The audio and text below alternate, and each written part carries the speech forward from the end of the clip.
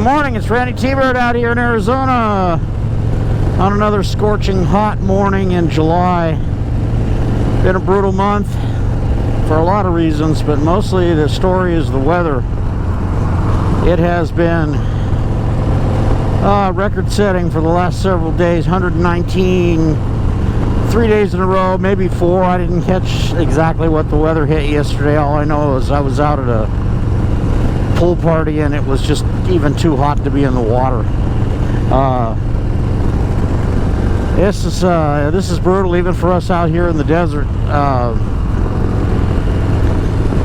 don't know, it's hard to describe how hot it is. I mean, you get overcome by the heat, and not very long at all, even though, you know, a lot of us are used to being out in the heat, 100 degrees plus, but 118, 119 degrees is a whole other game. So it's Sunday morning. I was going out of my mind and not being able to ride the bike, so I figured I'd get up early and go. Well, it's in the high 90s right now, the mid 90s to high 90s, and it is not quite 7 o'clock in the morning, so not going to be a long ride today. You can go north and get out of the heat. The problem with that is you got to come back in the hot part of the day, and I'm not about to risk heat stroke.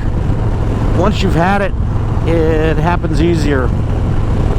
And and I know one of my friends got hit up by the heat the last couple days and is still recovering from it. So you gotta take care. It is just it is life-threatening hot out here.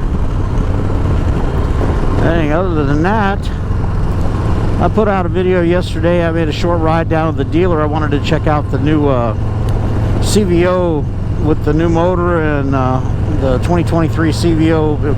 They got one of the road glides in, and boy, it is a beautiful motorcycle, that's for sure. A lot of money, beautiful motorcycle. And I did a little short video on it. It's a little different because I took it off of my cell phone while I was in the dealership, but pretty nice. I had alluded to some changes in my life in yesterday's video. The job that I started in January has well, my position was eliminated, and that's kind of a bummer. But I got some things in the works that when I know, you folks will all know, but it's something I've always wanted to do, and hopefully it works out, and then it'll add to the content of my channel here, and hopefully expand my horizons somewhat. I hope that guy's gonna keep going. Okay. Anyway, but that's that. You know, I'm pretty sure I'm gonna land on my feet. I've been putting out applications and whatever. You know, I've got a lot to give still in my life, and but I think at this point I'm not gonna be a manager anymore. I just want to do a job. I want to go in. I want to work, do the best job I possibly can for whomever I work for, and then go home and not have to you know, deal with stuff after hours or things of that nature. But I really am looking forward to some opportunities that I'm working on. So that's a story for another video down the road here. I should have an answer by next week. In the meantime, just getting out for a ride this morning. It is hot, hot, hot. But now I'm going by some farm country here, and you just feel the temperature just drop. The humidity increase and the temperature drop. They're saying possible chances of thunder showers today. Well, it's early, so it takes a while for the monsoon clouds to build in. So we'll know by midday whether that's going to happen or not. So out riding the Heritage today, and been riding the Dyna. Rode the Dyna yesterday. Last weekend I didn't get out at all. Just couldn't do the day. I woke up too late and it was already well over 100 degrees, and I don't mind the low 100s, but the 110s are another thing entirely. hope you all are enjoying your summers and getting out as much as you can. I know some of you folks have short seasons, folks up in Canada and in the Northeast and whatever. Northeast, I guess you guys have been getting a lot of rain. You know, we haven't had rain for like 130 days or some crazy crap like that. But anyway, I hope you're enjoying your summer. I'm looking forward to fall. Nice morning, you know, heat aside. You know, look at the cornfields here. Looks like they're not far from harvest here. Getting pretty big. Here right on the southern edge of the reservation here with an agricultural area. Oh, those things have got to be about 9-10 feet high now. It's amazing how fast it grows. It looks like they started harvesting already, so it's getting there. So that means local sweet corn will be around. If it's sweet corn or, you know, it could be feed corn or corn for fuel or whatever. But there's a little place down in Mesa that was not far from where my mom was living that had a little farmer's market every year. They had Arizona grown sweet corn and other vegetables and stuff, and we've already hit them up.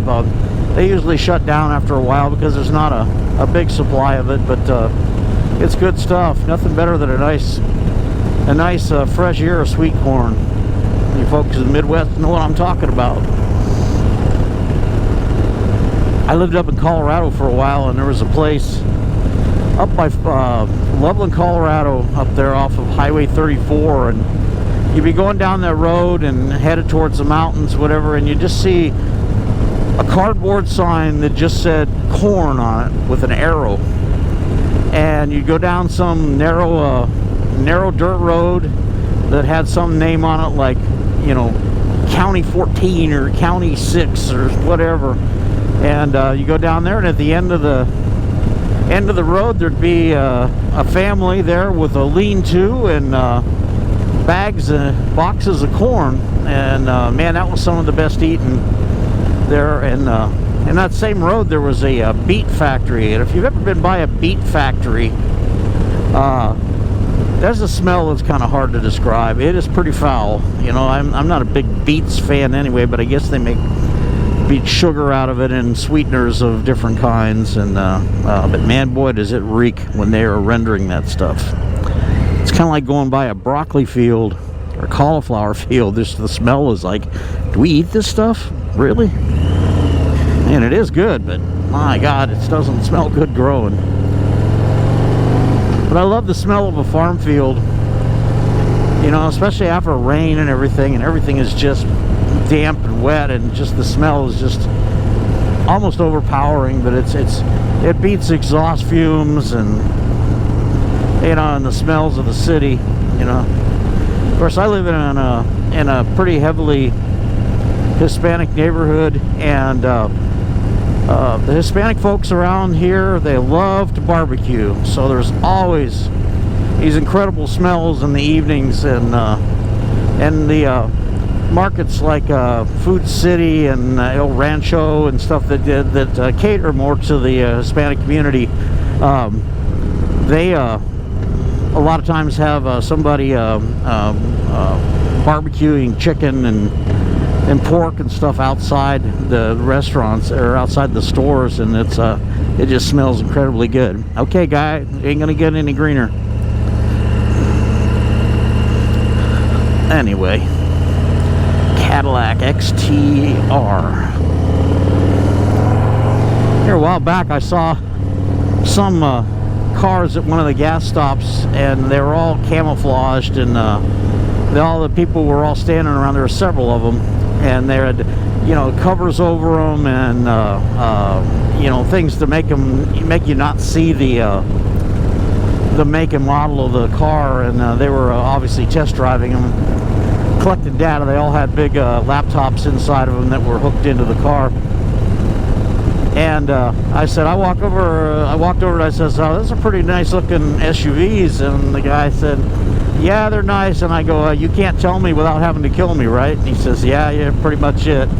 And I said, well, then you need to cover up your hubcap because I can see the Cadillac emblem on it. So the guy laughed and he goes, oh, I have to put some more tape on that.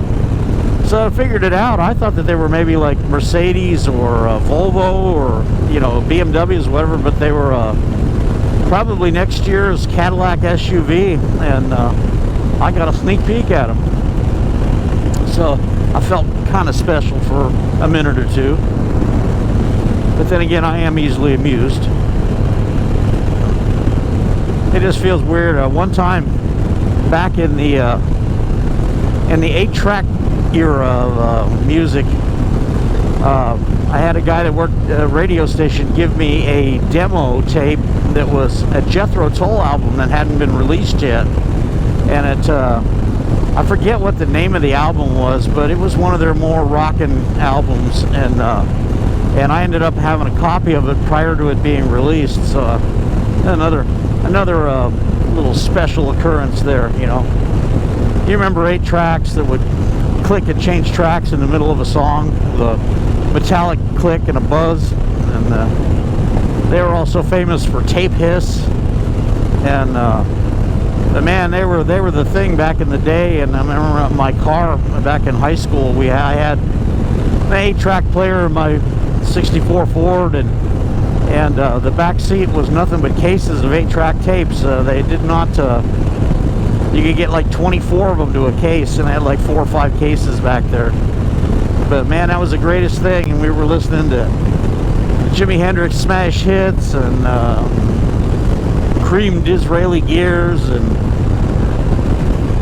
Santana Abraxas, Chicago Transit Authority, Chicago 2 and 3, and other things that we listened to back in the day, what they call classic rock now, which I call the most awesome music probably ever done. You know, all pretty much based on blues and stuff. You know, considering the stuff that's on the radio these days and the so-called country music that's no more than pop music with a twang, man, that music was the best. And that's a bygone era, and I'm hoping rock and roll makes a comeback, because man, you just can't listen to the radio anymore. And the classic rock stations play a set list of music that is just getting tired. I mean, there's so much more. Fortunately, in my car, I've got satellite radio that I got when I got the car, and I can listen to whatever I want. But man, regular radio is a wasteland these days. I mean, it's bad. But anyway, this is Randytbird out here in sunny, partially cloudy Arizona on a hot day in July. A month where it has not been under 110 degrees, and most of it's been over 110. But we keep on keeping on, and I want to thank you all for subscribing. I've seen a couple new subscribers this week. Thank you for checking out my channel and taking time out of your day to subscribe and to watch my videos. I sure appreciate it. Anyway, thank you again, and I will talk to you later.